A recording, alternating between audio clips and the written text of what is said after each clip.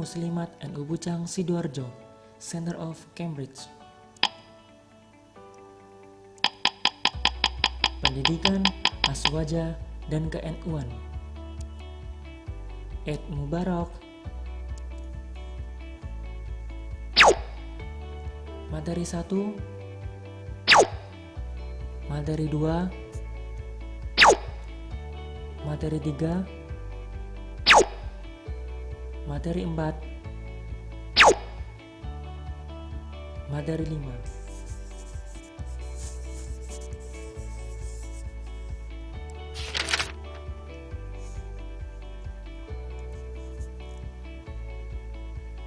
Perangkat organisasi Nahdlatul Ulama.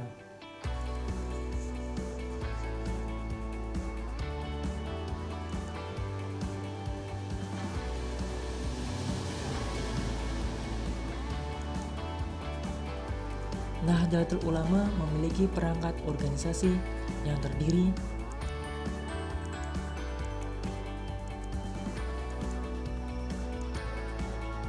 Lembaga Nahdlatul Ulama,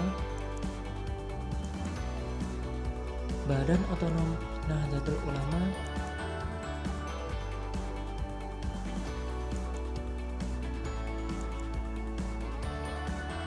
A. Lembaga Nahdlatul Ulama.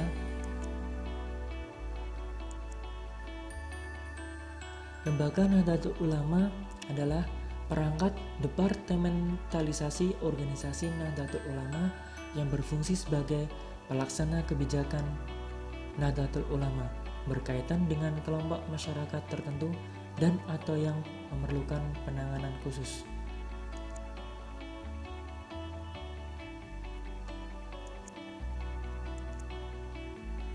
Lembaga-lembaga yang terdapat pada tingkat pengurus besar adalah LDNU, Muslimat NU, RMI NU, LPNU, LPPNU, LKKNU, Lakpesdam, LPBHNU, Les Bumi, Lazisnu, LWPNU, LBMNU, LTMNU, Lembaga Kesehatan Nahdlatul Ulama, LFNU, LTNNU, LPTNU, LPBINU.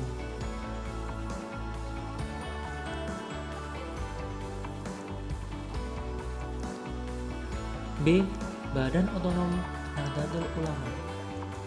Badan Otonom Nahdlatul Ulama adalah perangkat organisasi Nahdlatul Ulama yang berfungsi melaksanakan kebijakan Nahdlatul Ulama yang berkaitan dengan kelompok masyarakat tertentu dan beranggotakan perorangan.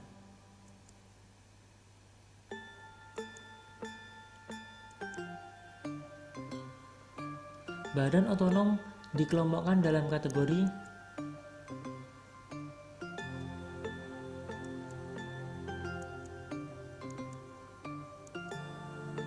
badan otonom berbasis usia dan kelompok,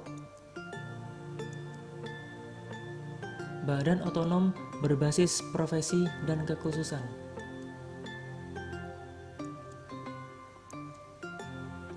Badan otonom berbasis usia dan kelompok. 1. Muslimat NU, 2. Fatayat NU, 3. PMII, 4. IPNU, 5. IPPNU, 6. Ansor.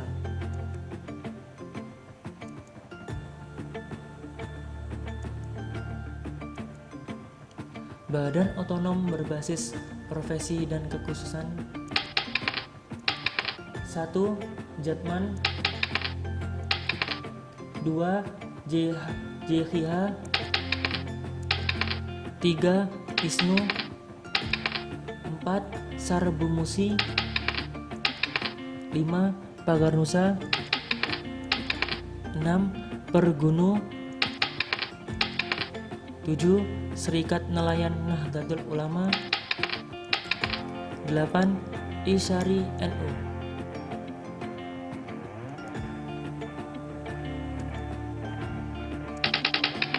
Soal: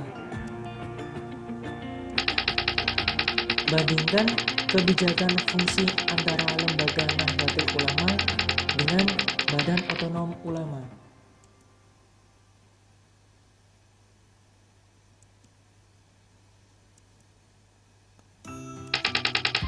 Jawaban: lembaga adalah perangkat departementalisasi organisasi Nahdlatul Ulama yang berfungsi sebagai pelaksana kebijakan Nahdlatul Ulama berkaitan dengan kelompok masyarakat tertentu dan atau yang memerlukan penanganan khusus.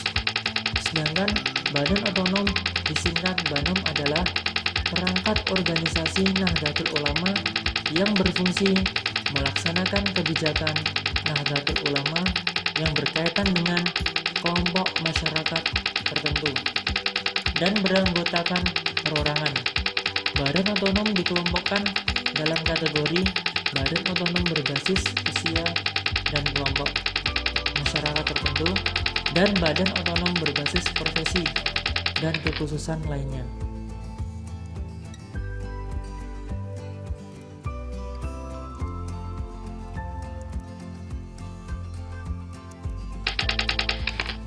Jawaban: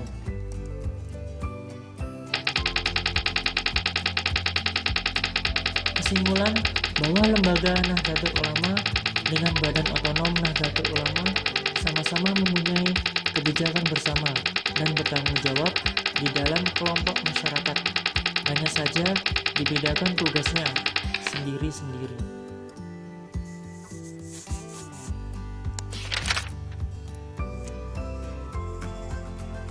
Materi yang kedua,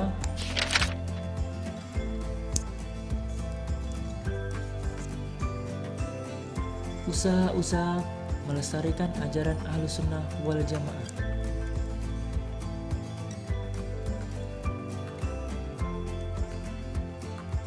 Upaya melestarikan ajaran Islam Ahlussunnah wal Jamaah dilakukan oleh Nahdlatul Ulama melalui kegiatan Lailatul Istiqma'.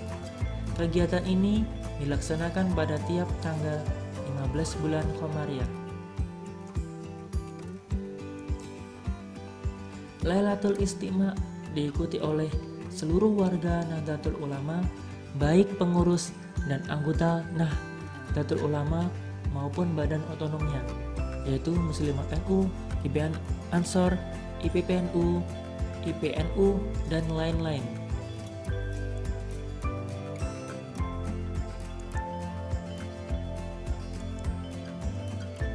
Nahdlatul Ulama yang berusaha melestarikan ajaran Ahlussunnah wal Jamaah melalui amaliyah-amaliyah lain seperti dibaan, tahlilan, istighozah, dan managiban.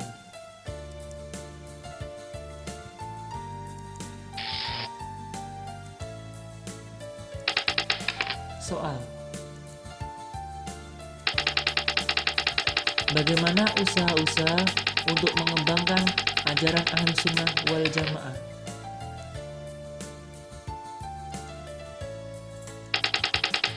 Jawaban: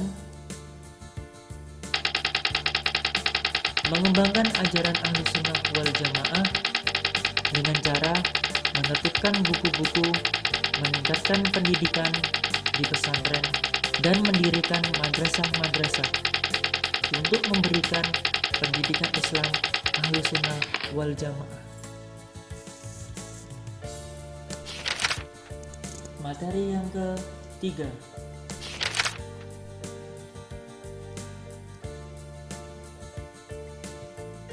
tingkat kepengurusan dalam Nahdlatul Ulama.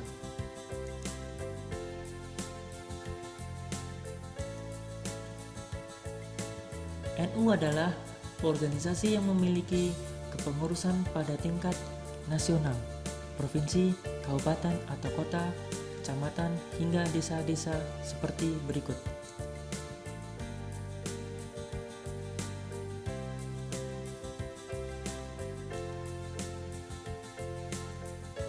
PBNU berkedudukan di ibu kota negara.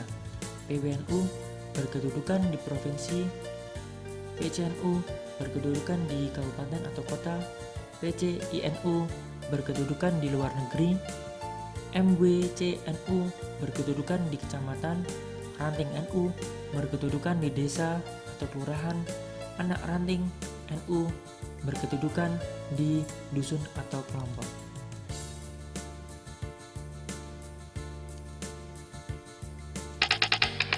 Soal: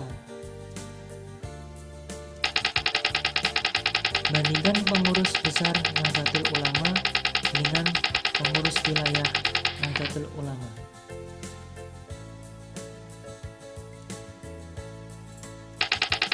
Jawaban: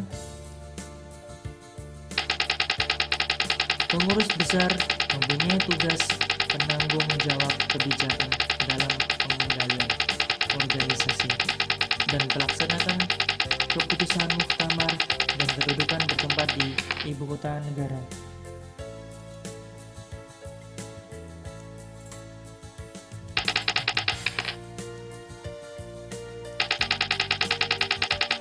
Sedangkan pengurus wilayah mempunyai tugas sebagai koordinator cabang-cabang di daerahnya dan sebagai pelaksana pengurus besar untuk daerah yang bersangkutan bertempat di ibu kota provinsi.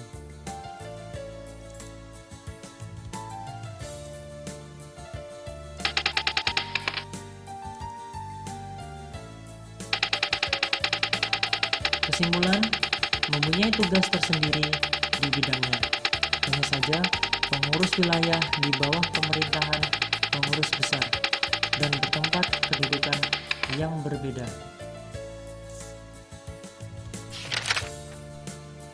Materi yang keempat.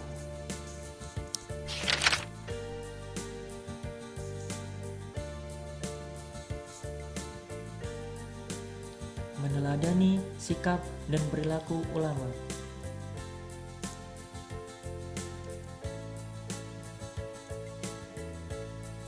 Para ulama adalah orang yang tekun dan sabar mengerjakan agama Islam. Para ulama tidak pernah berhenti mengajar dan mendidik umat Islam di madrasah, musola, dan pondok pesantren. Kalian tentu masih ingat pada perjuangan Wali Songo. Mereka membimbing masyarakat dengan tidak kenal lelah, rela mengorbankan harta dan jiwa.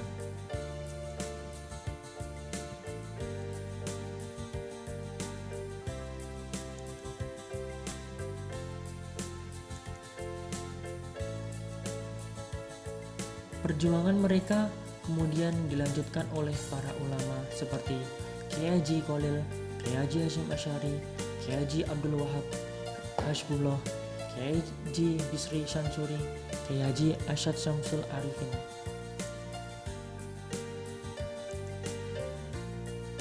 Agama Islam pun berkembang di Indonesia.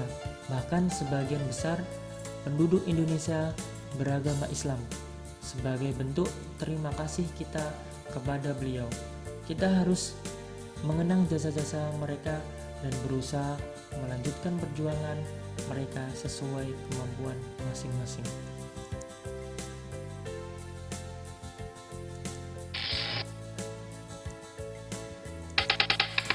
Soal: Wali Songo maupun para ulama terdahulu mempunyai peranan penting dalam peradaban Islam di masa sekarang. Bagaimana cara kita untuk mengenang jasa para pendahulu yang berjuang demi agama Islam di Indonesia?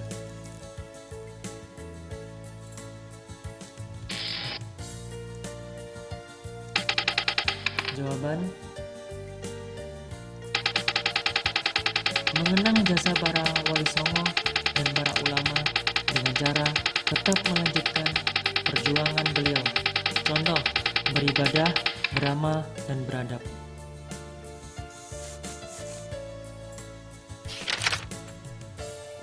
Terakhir, materi yang ke-5.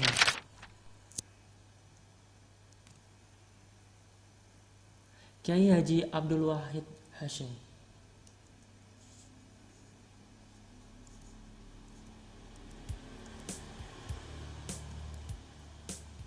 Biografi Kiai Haji Abdul Wahid Hasyim.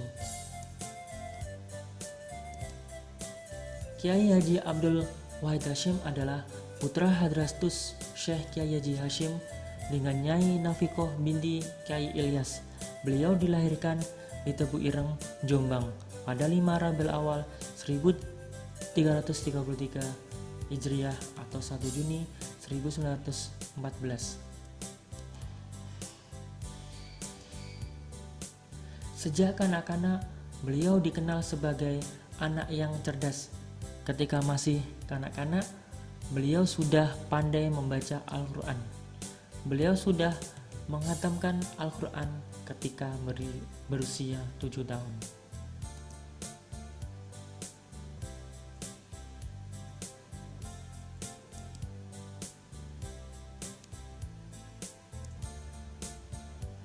Beliau telah menamatkan belajarnya di Madrasah Salafiyah Pondok Pesantren Tebu Ireng pada usia 12 tahun dan sudah mampu membantu mengajar anak-anak seusianya. Setelah 13 tahun, beliau meninggalkan Tebu Ireng untuk menuntut ilmu di Pondok Pesantren Siwalan Panji atau Buduran Sidoarjo. Usia 15 tahun, beliau telah menguasai 3 bahasa asing, yaitu bahasa Arab, bahasa Inggris, bahasa Belanda. Pada tahun 1932, ketika usianya menginjak 18 tahun, beliau berangkat ke Mekah untuk menunaikan ibadah haji dan menuntut ilmu selama 2 tahun.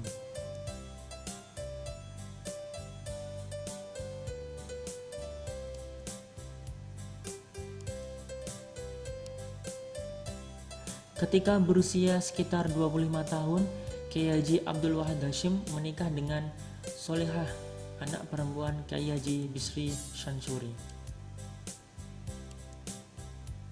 Kiai Haji Abdul Wahid Hasyim menyukai kesederhanaan. Beliau sangat cerdas dan ilmunya mendalam, tetapi sangat tawaduk terhadap para ulama dan sangat menghormati orang lain.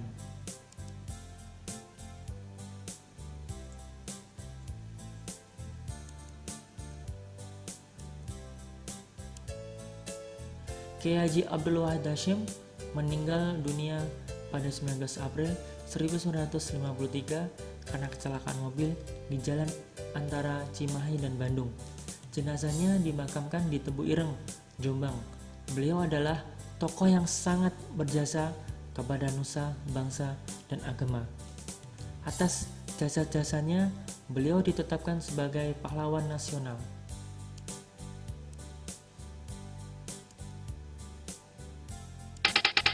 Soal bagaimana sifat-sifat Kiai Haji Abdul Wahid Hasyim?